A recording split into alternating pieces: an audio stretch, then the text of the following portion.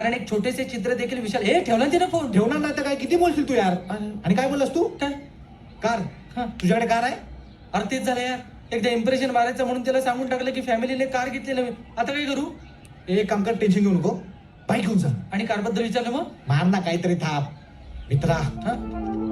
आता कार नाही, मग तुझा खांदा महत्वाचा आहे. हा? एक गोष्ट लक्षात ठेव, हा. ब्रेकअप झाल्यानंतर जवळच्या मित्राचा खांदा महत्वाचा असतो. लोखंड तापलंय मित्रा, मार हातोडा.